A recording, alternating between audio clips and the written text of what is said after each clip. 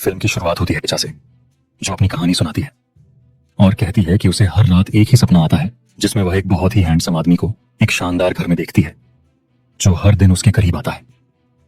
आज रात भी जब एचा ये सपना देख रही थी, हमने देखा कि असल जिंदगी में भी उसके पास एक राक्षस था और इससे साफ पता चलता है कि एचा किसी दैत्य के प्रभाव में है। खैर, जब एचा रात को उठती है वह बहुत खुश होती है जब उसका पति घर आता है, लेकिन उसे गुस्सा भी आ रहा था कि उसका पति हर दिन बहुत देर से घर आने लगा है। एचा अपने पति से कहती है कि सब चीजें सही जगह पर रखो और वह ऐसा करता है, लेकिन हम देखते हैं कि एक दैत्य का हाथ उन चीजों को इधर उधर फेंक देता है जिससे एचा को गुस्सा आ जाता है। ऐसे में एचा और उसके पति के बीच बहस हो जाती है और उसका पति गुस्से में बिना खाना खाए चला जाता है।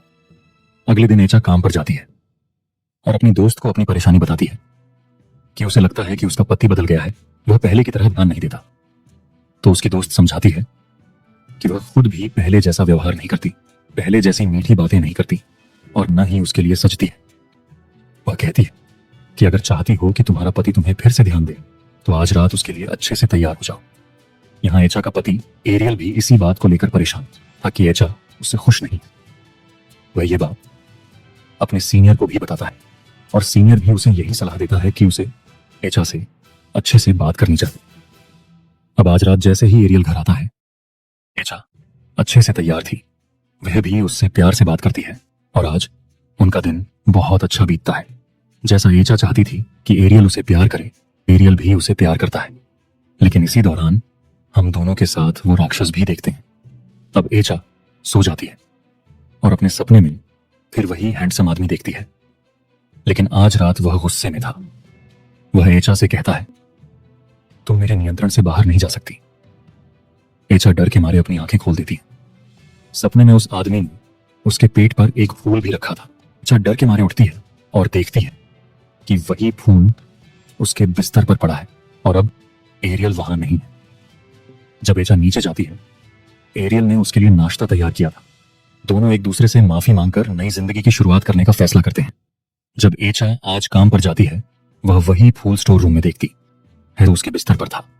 जब वह उसे उठाने की कोशिश करती है, कोई और हाथ पहले ही उसे उठा लेता है। डर के मारे वह पीछे देखती है और देखती है कि उसका सपना वाला हैंडसम आदमी अब उसके सामने खड़ा है, जो उसकी तरफ तेजी से बढ़ रहा था। एचा को समझ नहीं आता कि वह उससे डर क्यों रही है, लेकिन जैसे ही वह उसे आईने में देखती है, वह और भी डर जाती है, क्योंकि आईने में वह शैतान जैसा दिख रहा था जिससे उसे उल्टी आ जाती है। और जब वह वॉशरूम जाती है, उसकी दोस्त भी उसे ढूंढते हुए वहां आती है। एचा बिना कुछ कहे वहां से निकल जाती है और उसकी दोस्त बहुत परेशान हो जाती है जब वह उल्टी देखती है, क्योंकि उसमें खून और बहुत से कीड़े थे। शाम को एचा अपनी बहन से मिलती है और बातचीत में पता चलता है कि एचा को बच्चे बहुत पसंद हैं, लेकिन स्वस्थ होने के बावजूद वह अब तक मां नहीं बन सकी और डॉक्टर उन्हें कुछ दवाइयां दे रहे थे। अब वह एरियल से दवाइयां लाने को कहती है और जब एरियल उसका मैसेज पढ़ता है तो वह एचा को अपनी खाली बिल्डिंग में देखता है। वह चौंक जाता है और उसे बुलाता है। तभी एचा भागने लगती है। वह भी उसके पीछे दौड़ता है और देखता है कि एचा का रूप एकदम रहस्यमय हो गया है। उसका पेट फूल गया है, वह गर्भवती हो गई है और चिल्लाते हुए उसका बच्चा भी जन्म लेता है जो बिल्कुल शैतानी था। वह बच्चा अब एरियल की तरफ बढ़ने लगता है और एचा अजीब तरीके से मुस्कुरा रही थी। अपने आप को बचाने के लिए एरियल दौड़ता है और अपने सीनियर से टकरा जाता है। वह सीनियर को सब कुछ बताता है कि एचा उसके पीछे पड़ी थी, लेकिन जब वह पीछे देखता है तो वहां कोई नहीं होता। एरियल छुट्टी लेकर घर आता है और देखता है कि एचा एकदम सामान्य है, उससे सामान्य तरीके से बात कर रही है, लेकिन एरियल का व्यवहार अजीब था, जो एचा भी महसूस करती है। एचा से कहता है कि कल हेल्थ केयर नर्स को बुलाओ और ऐसा कहकर सो जाता है। सोते हुए भी वह वही डरावने दृश्य देखता है जिससे वह बार बार डर जाता है। सुबह नर्स आती है और एचा की मालिश करती है और मालिश करते समय वह एरियल को बताती है कि एचा 3 महीने की गर्भवती है। यह सुनकर एचा बहुत खुश हो जाती है, लेकिन एरियल दुखी हो जाता है क्योंकि ऐसा नहीं हो सकता था, क्योंकि पिछले 6 महीने से दोनों के बीच कोई संबंध नहीं हुआ था। एरियल ये सब अपने सीनियर से साझा करता है और वह भी सलाह देता है कि वह खुद एच से बात करे।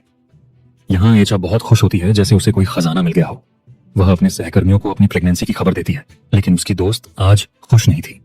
वह एचा के लिए चिंतित थी क्योंकि कल उसने एचा की उल्टी में कीड़े और खून देखा था, जो अच्छा संकेत नहीं था। लेकिन एचा बहुत खुश थी, इसलिए वह अपनी दोस्त की बातों को नजरअंदाज कर देती है यहाँ पार्किंग में एरियल को एक कार से बच्चे के रोने की आवाज आती है। जब वह टॉर्च से कार को चेक करता है तो उसमें उसे एक शैतानी बच्चा दिखता है। यह देखकर वह डर के मारे भाग जाता है। जैसे ही वह भागता है हम देखते हैं कि पीछे राक्षस ने उस बच्चे को अपनी गोद में लिया हुआ है। घर जाकर एरियल एचा का फोन चेक करता है क्योंकि उसे एचा पर शक था और उसे एक लड़के के साथ चैट भी मिलती है।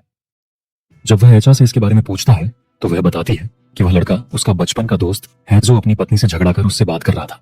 उसके और एचा के बीच कुछ नहीं था। अब एचा समझ रही थी कि एरियल उस पर शक क्यों कर रहा है, इसलिए वो गुस्से में कहती है कि कल हम लैब में जाकर टेस्ट करवाएंगे और मैं साबित करूंगी कि यह बच्चा तुम्हारा ही है। एरियल मान जाता है और दोनों सुबह हॉस्पिटल पहुंचते हैं जहां डॉक्टर एचा की जांच करते हैं तो पता चलता है कि एचा गर्भवती नहीं है। तो फिर यह सब क्या था? डॉक्टर बताते हैं कि जब कोई लड़की मां बनने की इच्छा में अत्यधिक खो जाती है तो उसके शरीर में ऐसे बदलाव आ सकते हैं जिससे उसे लगने लगता है कि वह प्रेग्नेंट है। हेल्थ केयर नर्स ने भी सिर्फ शरीर की बनावट देखकर कहा था कि वह प्रेग्नेंट है, जबकि ऐसा कुछ नहीं था। यह सब सुनकर एचा बहुत परेशान हो जाती है और एरियल दुखी होता है कि उसने एचा पर शक किया।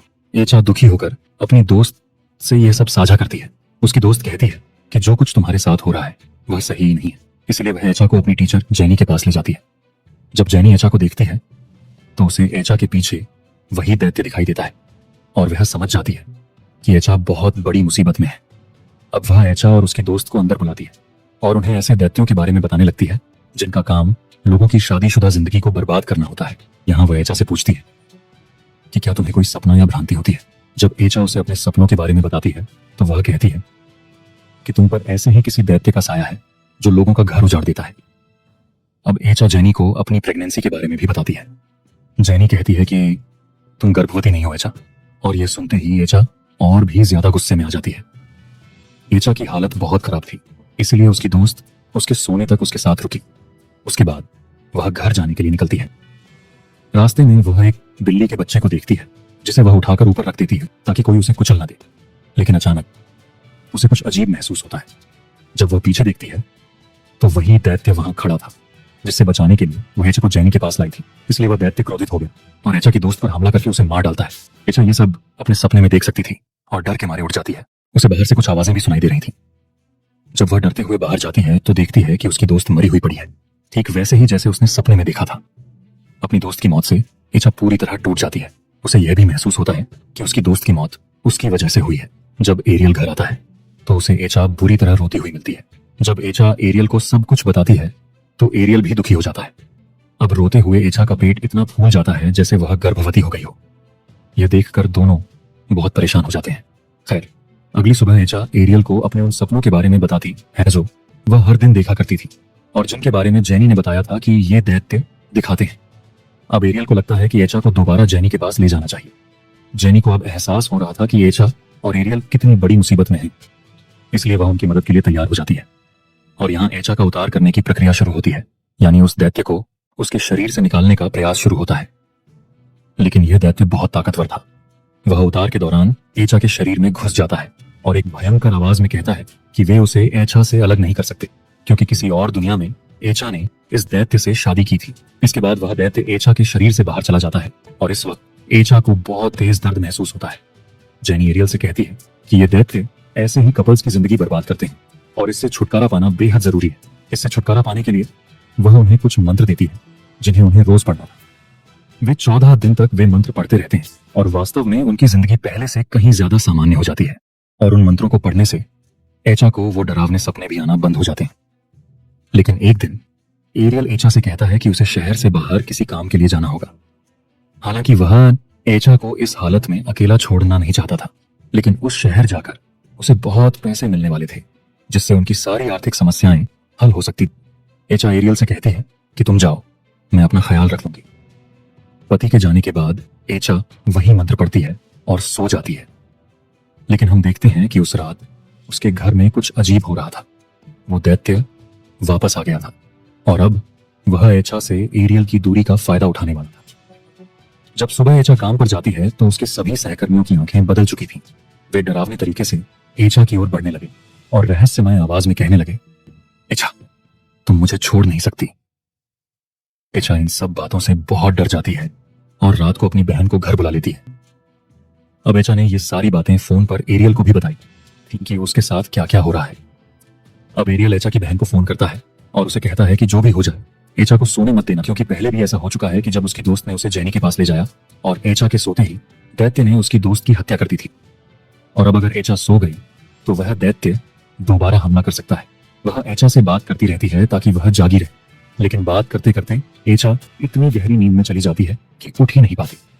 उसकी बहन उसे बहुत जोर से हिलाकर जगाने की कोशिश करती है। जब एचा नहीं उठती तो दैत्य अचानक उसकी बहन पर हमला कर देता है। वह पहले उसके कंधे को छूता है और फिर उसे उठाकर जमीन पर फेंक देता है। एचा की बहन डर के मारे कमरे से बाहर भागती है। फिर कोई अदृश्य शक्ति उसे उठाकर दीवार से दे मारती है और एचा की बहन वहीं बेहोश हो जाती है। जब थोड़ी देर बाद एचा उठती है तो उसका पेट फिर से फूल चुका होता है और उसे बहुत दर्द हो रहा होता है। यह देखकर वह गुस्से में आ जाती है और लड़खड़ाती हुई नीचे की ओर जाती है।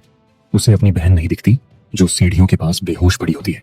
एचा एक हैंगर उठाकर अपने पेट से उस बच्चे को निकालने की कोशिश करती है, लेकिन नाकाम रहती है। जब तक एरियल वहां पहुंचता है एचा की हालत बहुत खराब हो चुकी थी। एरियल उसकी बहन को होश में लाता है और फिर तुरंत एचा को लेकर जेनी के घर जाता है, जहां जेनी और कई लोग इकट्ठा हो जाते हैं और वहां एचा का दोबारा उतार शुरू होता है। कई लोग मिलकर प्रार्थनाएं पढ़ते हैं और हम एचा के सपनों में एक दूसरी दुनिया देखते हैं, दैत्य की दुनिया। वहां भी उसे उन लोगों की प्रार्थनाएं सुनाई देती हैं और वह चाहती है कि उन्हीं प्रार्थनाओं की मदद से वह इस दुनिया से बाहर निकल जाए। लेकिन वहां वह दैत्य आता है और कहता है कि तुम मेरी दुनिया छोड़ नहीं सकती। एचा उससे डर जाती है और इधर उधर भागने लगती है, जिससे दैत्य गुस्से में आ जाता है और अचानक उसे पकड़ लेता है। जैसे ही वह दैत्य उसे सपनों की दुनिया में पकड़ता है, वैसे ही असली दुनिया में एचा पूरी तरह दैत्य के नियंत्रण में आ जाती है। वह बिस्तर से उठकर हवा में उड़ने लगती है।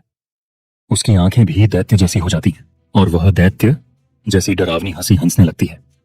अब सब लोग जोर जोर से प्रार्थनाएं पढ़ने लगते हैं, जिससे दैत्य को बहुत पीड़ा होने लगती है। दैत्य जेनी को भी डराने की कोशिश करता है, लेकिन जेनी डरती नहीं। अब दैत्य भी दर्द महसूस करने लगता है और एचा पर से उसका नियंत्रण ढीला पड़ने लगता है। जैसे ही एचा और उसका बिस्तर जमीन पर आता है, एरियल उसके कान में वही मंत्र पड़ता है और इस तरह एचा अपने सपने में देखती है कि एरियल उससे कह रहा है, मुझे तुम्हारी जरूरत है, मेरी दुनिया में लौटो। अब दैत्य की दुनिया में एचा पूरी ताकत से खुद को छुड़ाने की कोशिश करती है। उसे वहां भी वे मंत्र सुनाई दे रहे होते हैं और जब वह खुद भी वह मंत्र दोहराती है तो वह दुनिया टूटने लगती है और असली दुनिया में हम देखते हैं कि अब एचा पर से दैत्य का प्रभाव पूरी तरह समाप्त हो चुका है। जेनी का मंत्र अब असर कर गया था और एचा पूरी तरह आजाद हो चुकी थी। एरियल और उसकी बहन यह देखकर बहुत खुश होते हैं। कहानी के अंत में हमें 6 साल बाद का समय दिखाया जाता है, जहां अब एचा के 2 बच्चे होते हैं और उनकी जिंदगी सामान्य हो चुकी होती है। हम देखते हैं कि जब एचा के बच्चे बाहर खेल रहे होते हैं तो एचा की बहन उन्हें लेने बाहर जाती है और वहां वही शैतान इंसानी रूप में दिखता है और एचा की बहन को बहुत रहस्यमय लगता है। बताया जाता है कि अब वह दैत्य एचा को पूरी तरह से वश में नहीं कर सकता, लेकिन वह अभी भी उससे बहुत दूर नहीं गया। फिल्म के अंत में उस असली लड़की को भी दिखाया जाता है जिसकी कहानी पर यह फिल्म आधारित थी, यानी ये फिल्म एक सच्ची घटना पर बनी थी और उस लड़की का इंटरव्यू दिखाकर फिल्म समाप्त होती है।